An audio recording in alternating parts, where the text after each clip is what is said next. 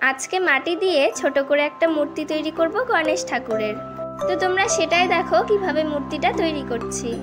প্রথমে মাটি নিয়ে মাটিটাকে ভালোভাবে মেখে গোল করে কেটে নিয়েছি। এবার একটা কার্ডবোর্ডের ওপর মাটিটাকে বসিয়ে দিলাম। মাটিটাকে জল দিয়ে ভালোভাবে বসিয়ে দেওয়ার পর এবার আরেকটু মাটি নিয়ে মাটিটাকে লম্বাভাবে মেখে নিতে হবে। এই মাটিটার উপরে এবার লম্বা মাটিটা একটু বাঁকাভাবে বসিয়ে দিচ্ছি। এই মাটিটা দিয়েই তৈরি করতে হবে গণেশ ঠাকুরের পা। তো গণেশ ঠাকুরের ধুতিটা তৈরি করার জন্য এবার মাটি নিয়ে মাটিটাকে এই লম্বা ধরনের মাটিটার উপরে ভালোভাবে বসিয়ে দিলাম। এইভাবে করে মাটিটা দু সাইডেই বসিয়ে দিয়েছি। এবার গণেশ ঠাকুরের শরীরটা করার জন্য মাটি নিয়ে মাটিটাকে ভালোভাবে গোল করে নিয়েছি। এবার এই মাটিটাকে পা দুটোর মাঝখানের অংশে ভালোভাবে বসিয়ে দিলাম। এবার গণেশ ঠাকুরের হাতগুলো তৈরি করার জন্য মাটি নিয়ে মাটিটাকে লম্বাভাবে মেখে গণেশ ঠাকুরের শরীরটার উপরে ভালোভাবে বসিয়ে দিয়েছি। এবার হাতের আকৃতির মতন করে মাটিটাকে তৈরি করে ওপরের মাটিটার সঙ্গে ভালোভাবে আটকে দিতে হবে। গণেশ ঠাকুরটাকে খুব বড় সাইজের না করে একটু ছোট্ট মোট্ট সাইজের করেই তৈরি করছি। তো যাই হোক, গণেশ ঠাকুরের হাতটাকে ভালোভাবে ফিনিশিং করার পর শরীরটাকেও সুন্দর করে তৈরি করে নিতে হবে।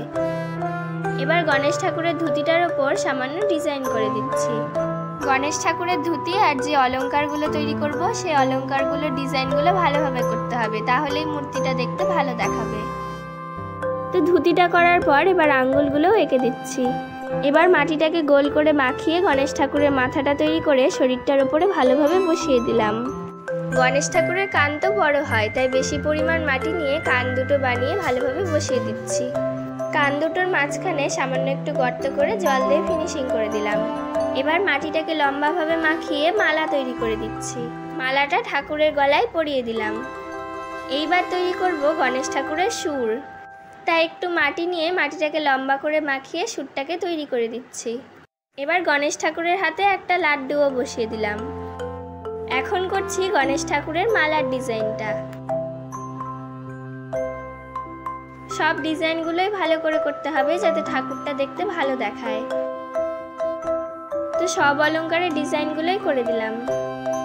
এবার একটু মাটিকে গোল করে মাখিয়ে গণেশ ঠাকুরের চোখ দুটোও তৈরি করে নিয়েছি।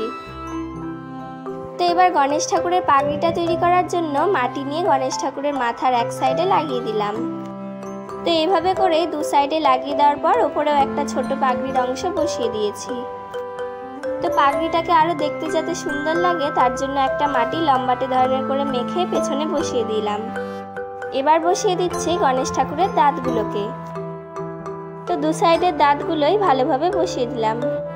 তো পাগড়িতেও এখন সামান্য ডিজাইন করে দিচ্ছি। পাগড়ির এই সবগুলো অংশেই ডিজাইনটা করে দিচ্ছি। তো যেই মাটিটার উপরে গণেশ ঠাকুরটা তৈরি করেছিলাম সেই মাটিটাতেও কলমের শীষ দিয়ে গোল গোল করে ডিজাইন করে দিচ্ছি।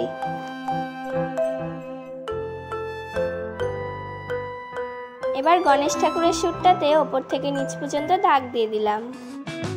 তো দেখো, এভাবে গণেশ ঠাকুর তৈরি করা রেডি হয়ে গেল। তো গণেশ ঠাকুরটা দেখতে কেমন হয়েছে কমেন্টে কিন্তু অবশ্যই জানিও। ভিডিওটা ভালো লেগে থাকলে একটা লাইক করে দিও। আর এরকম নতুন নতুন ভিডিও দেখতে চাইলে চ্যানেলটিকে অবশ্যই সাবস্ক্রাইব করে রেখো। তাহলে আজকের মতন ভিডিওটা এখানেই শেষ করছি।